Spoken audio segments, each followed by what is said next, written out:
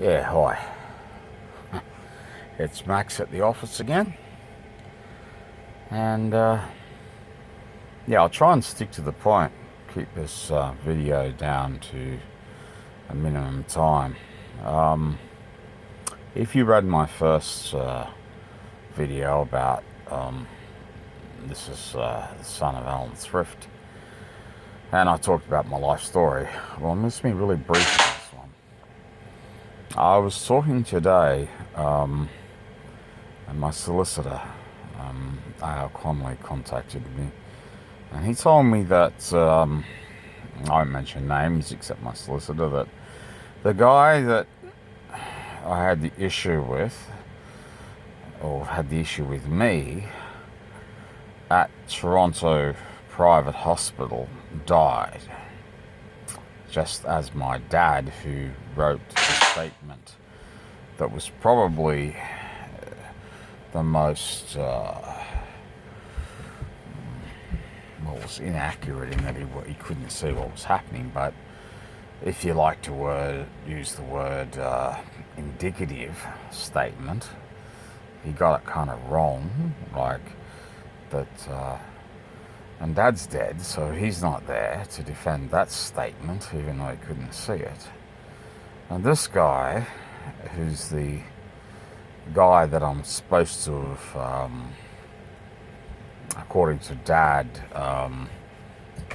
something like grabbed around the neck. Didn't go anywhere near this guy's neck.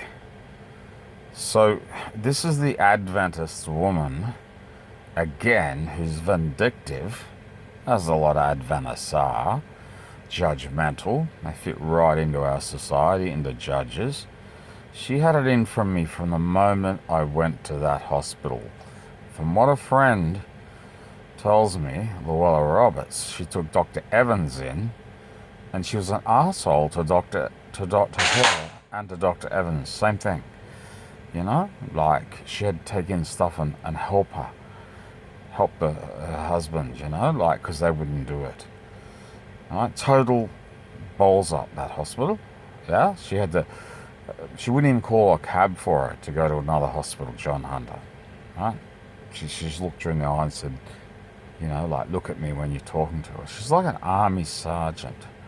So now that I'm past that emotional bit, as I said, Dad goes in there, and I'll repeat it, sent from a pediatrician to private from the Seventhday Adventist unit for an ACAP assessment when he's already been x-rayed with 2 cracked ribs and pneumonia at 85. Is not the time to send an 85-year-old man to get an ACAP, which is essentially so he can get more services, right, from the hospital without paying for it. The government pays for it. That's not a good time to do it. And especially when he had a very, very poor kidneys and heart, which they didn't know. And the pediatrician didn't write down any of the contrary things that Dad had on the list. He got halfway through it, never seen Dad in his life, and I got told to leave. I got a phone call from Dad's carer, control, I won't mention names, for me to leave, and I'm in the middle of helping Dad fill it out because I'm the only man who knew Dad. He's gone in Toronto Hospital, as I said before on the tape, cracked ribs, pneumonia, and I followed the ambulance in, and basically he was very quickly getting worse because they had no idea. They thought he had a head hit on the head. Yes, he'd had falls. And I'd caught a few of them, but the main damage was to his lungs, which always filled up with water, happened regularly with pneumonia, as it does. And when your lungs can't work well enough, or your heart can't get rid of the water in your lungs, it causes pneumonia very quickly. And then when your kidneys can't function properly, and the three work on a balance. It's very, very obvious, and it's happened to Dad a lot. He was 20% kidney function. They could have easily contacted Waratah in Morisset, Dr. Grief, but they didn't. They weren't interested. Their idea is, we take people, as she said, the lady, that's right, met the Adventist Blond, that's the matron, said that she doesn't, they take things, and another nurse said, we take everybody in the hospital as if they're just a new patient. So they put Dad first in an intensive room. I'm watching the blood pressure sit on 250, watching when the sugars were 25. Yes. Well, it's lucky Dad survived the first few days, let alone the weeks where they couldn't get the blood pressure down. They said, we don't know what's wrong with your dad. Now, I had an issue with that lady because she wasn't listening to someone who cared for him for 15 years. She was rude to me, constantly rude. I even said to her, have you got issues, like family issues? Why are you so angry with me, you know? Yeah, I said that. So, yeah, I was really, shall we say, at war, putting loosely with her. But she told me to move my car because it was barking, disturbing smokers in the parking lot. Get real.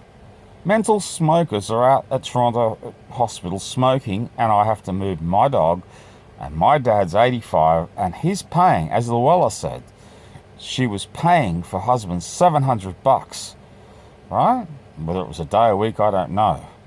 Private hospital, and she's getting up her. Same thing. Twice she's gone headbutts with this woman. This Adventist lady that goes to Toronto church is an absolute bitch. I'm sorry.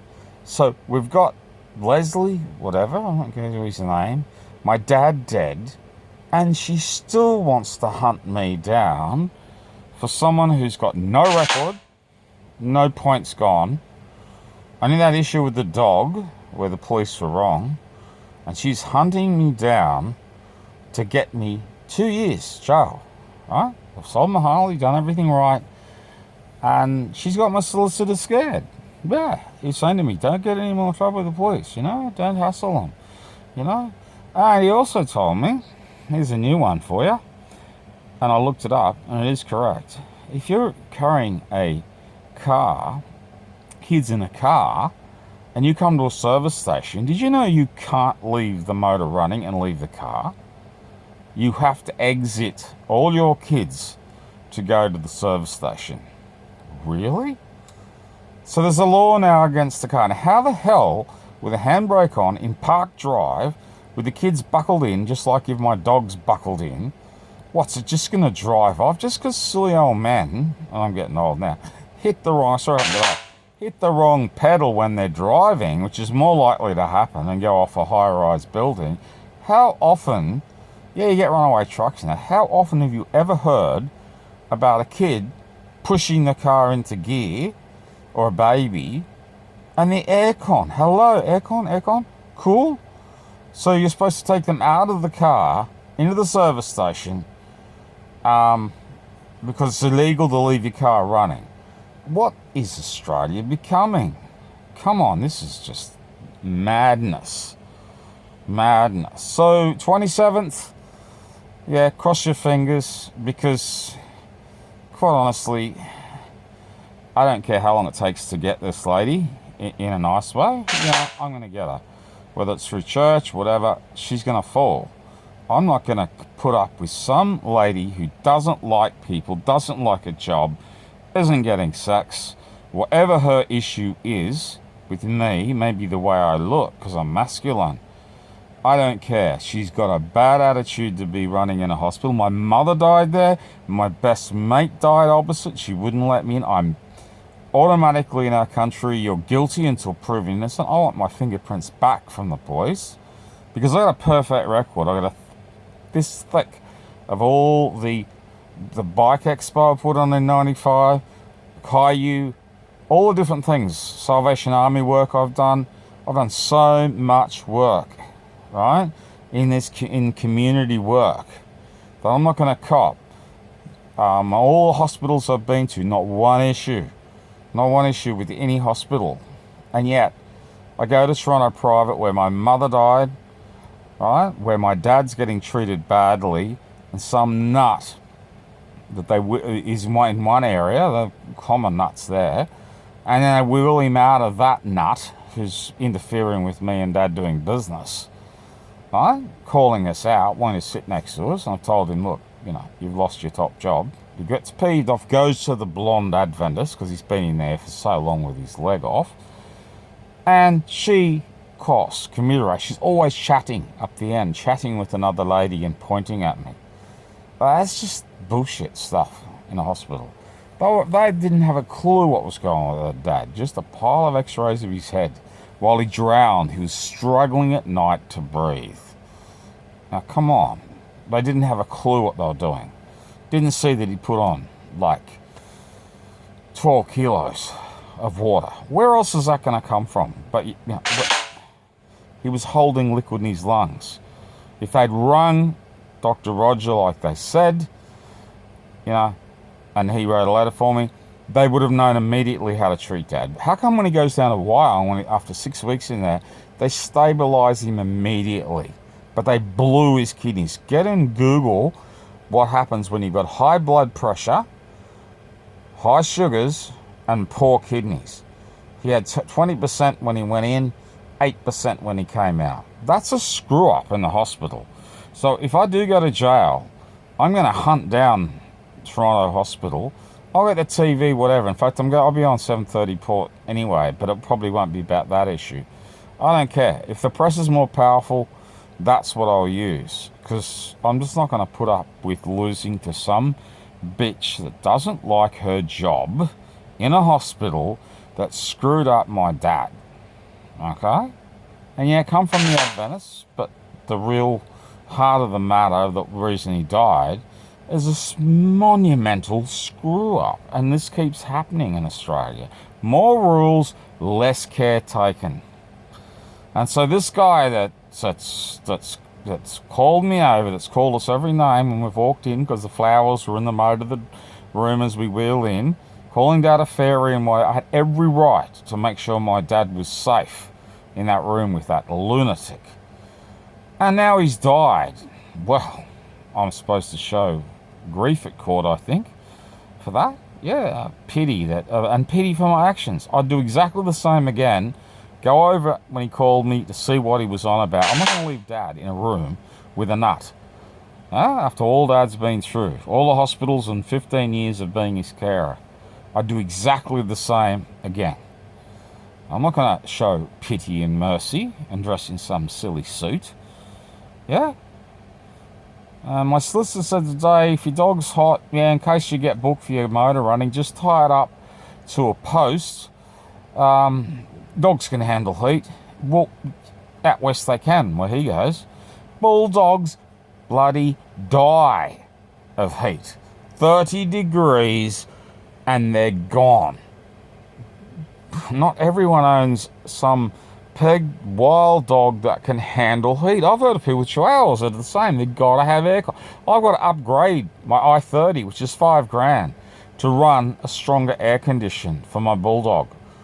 So I'm not going to tie him to a post. I'll have to work out something else. Even the place where they mind Buster doesn't have aircon. So this silly law now that's coming in of not leaving your motor running is so inconveniently stupid. If you need to design a car so that it can't, whatever the problem is with it, running unlocked, then they need to do it, because mums are going to keep doing it. At school, they're going to do it when they go to the service station. They're not unhitching everything to get their kids out and try and hold 4 kids to get petrol. Anyway, that's all I'm saying. And if you think I'm angry, I am. Okay, bye for now.